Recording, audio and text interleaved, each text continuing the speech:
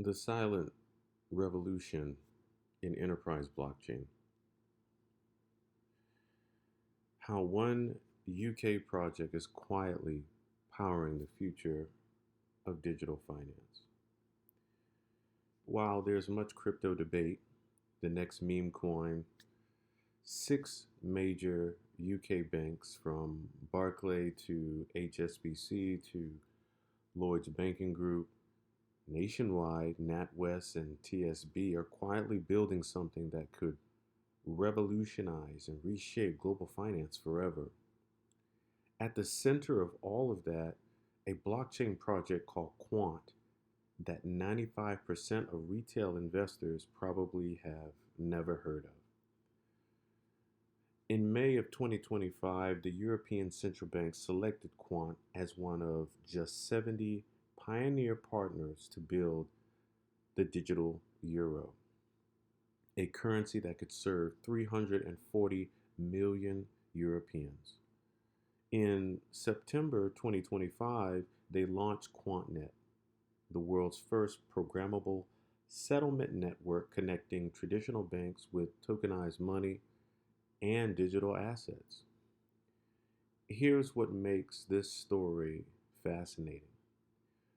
While Polkadot has an $8 billion market cap and it talks about interoperability, Quant, with just 1.5 billion in market cap, is actually doing it.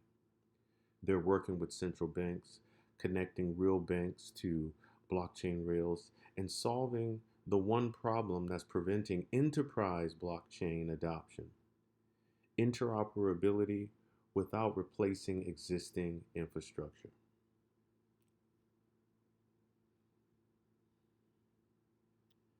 We think of blockchain today like the early internet. Every network is an isolated island. Ethereum can't talk to Bitcoin. Bitcoin can't talk to Ethereum. Private enterprise blockchains can't communicate with public chains. Banks are using Hyperledger, can't interact with DeFi protocols on Avalanche. This fragmentation is the barrier that's stopping institutional adoption. Now, traditional bridges can create new infrastructure, forcing enterprises to rip out their existing systems. Polkadot wants everyone to build on their parachains. Cosmos is requiring migration to their ecosystem. But here's the problem: banks and governments and Fortune 500 companies have trillions invested in their legacy system. They can't just pick up and move to Web3. Now, Quant has built something different: the Overledger operating system. Think of it as a universal translator, a blockchain operating system that sits above all chains. It doesn't force migration, it simply connects Bitcoin, Ethereum, the XRP ledger, Hyperledger, private databases, and even traditional banking rails through a single API. Now, the Overledger, with their multi-ledger technology, not bridges, instead of moving assets across chains, it creates, that creates security risk. Overledger creates a multi-ledger token that can read and write across multiple ledgers simultaneously. That way, banks can then issue tokenized deposits on their private blockchain that seamlessly integrates and interacts with the public DeFi protocol without exposing their infrastructure. Currently, Quant connects to 50 plus blockchains through connectors, right? Developers write code once on the Overledger SDK and it works across all chains. This is why Oracle, the $300 billion database giant, has partnered with Quant, I believe in February of 2025, to launch their Oracle blockchain platform Digital Assets Edition.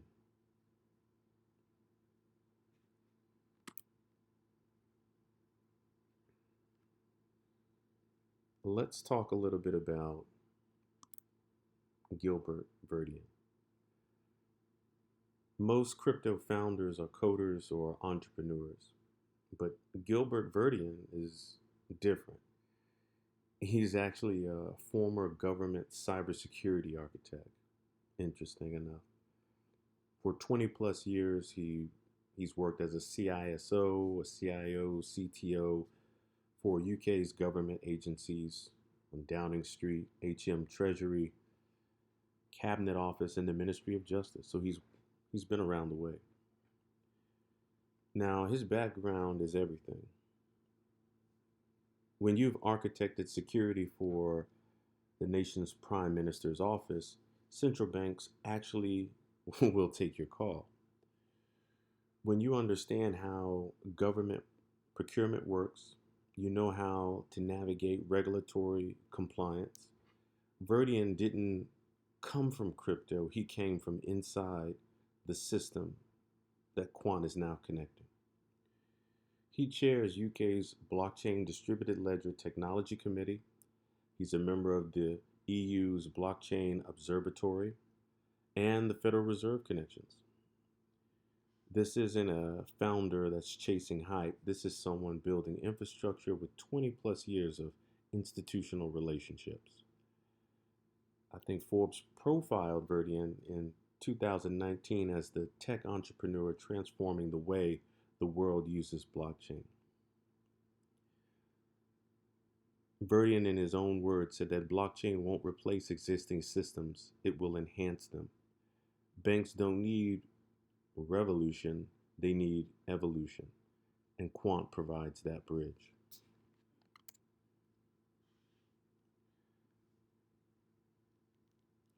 Let's talk a little bit about the European Central Bank, their announcement with Quant as one of just 70 pioneer partners to build the digital euro infrastructure. One out of hundreds of blockchain companies from Ripple, Stellar, Ethereum, Quant was selected to implement the programmable payment use cases. The digital euro could serve 300 million people across 20 countries. The ECB has explicitly chosen Quant to embed programmability at the wallet layer, enabling conditional payments where money only transfers when specific conditions are met, like delivery confirmations in P2P marketplaces. Simultaneously, UK Finance has selected Quant to power UK's Tokenized Sterling Deposits project. 6 major banks from Barclays, HSBC, Lloyds, Nationwide, NatWest, and TCB are building on Quant's infrastructure. Commercial bank money, like your bank account, is about to become programmable and interoperable across many blockchain rails. Your Lloyds GBP deposit automatically can convert to USDC simply by executing a DeFi transaction on Ethereum and settling it back to your bank account, all in one atomic operation, fully compliant with banking regulation. But it's not just in Europe. Quant powers plenty of blockchains across 12 Latin American countries, backed by the Inter-American Development Bank. They're piloting cross-border payments using tokenized currency, solving the 5 trillion Nostro Vostro account liquidity trap.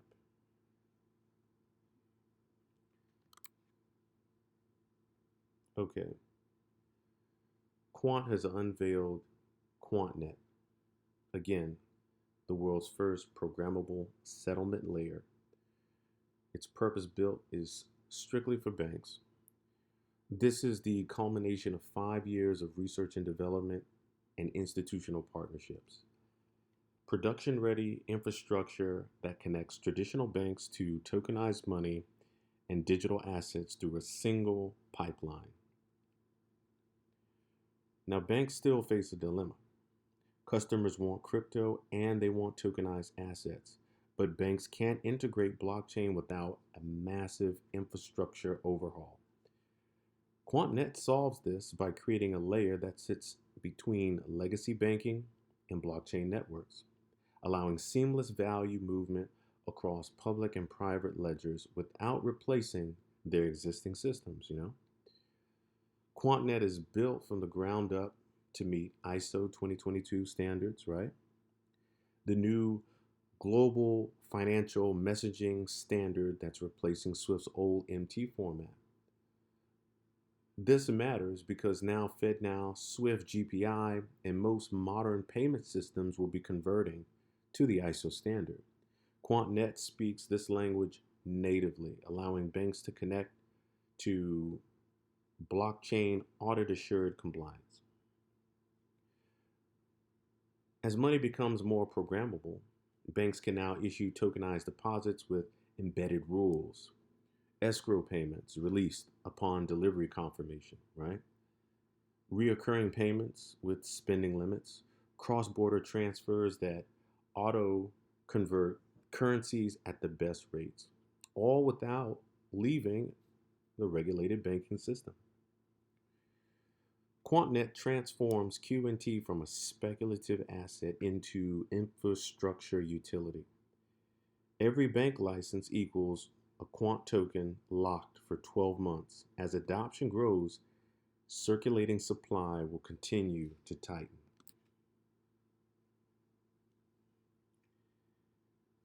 So, as we move into 2026, the ECB digital euro preparation phase completes in October 2025. Moving implementation. UK's tokenized sterling deposits will go live with 6 major banks. 16 trillion in real-world asset tokenization market will continue to accelerate, right? BlackRock, JP Morgan, Citizens at scale. Chainlink has a $15 billion market cap providing Oracle data feeds. Quant has a $1 billion market cap connecting entire blockchains banking systems. If blockchain interoperability becomes essential infrastructure, which it must for real world tokenization, that means that Quant's valuation gap makes no sense currently. Here's the information asymmetry. Retail focuses on DeFi yields and meme coins. Institutions focus on compliance, interoperability, connecting legacy systems. Quant serves the latter. 100 trillion TradFi market, but retail doesn't understand this yet. Quant is a deflationary through transaction fee burns. So as retail licenses lock up Quant for 12-month periods, the circulating supply is going to continue to contract.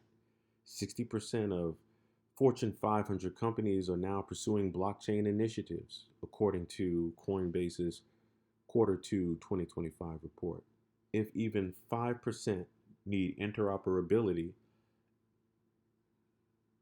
that's 30 major enterprises competing for a shrinking Quant supply. So here's what we know basically. Quant is building an invisible infrastructure connecting traditional finance to blockchains. The CEO is a former government cybersecurity architect with 20 plus years of institutional trust. They've partnered with European Central Bank and the digital euro. We've got 6 major UK banks. They're using their tech to tokenize the sterling. Most crypto investors are just simply chasing narratives. Quant is building the rails, the infrastructure, the company that embeds itself into critical systems early, often wins disproportionately long-term value. We know this. This is the blockchain project that banks are actually using. They're not just talking about it. We'll continue to follow this. I hope you like this. Everyone, take care.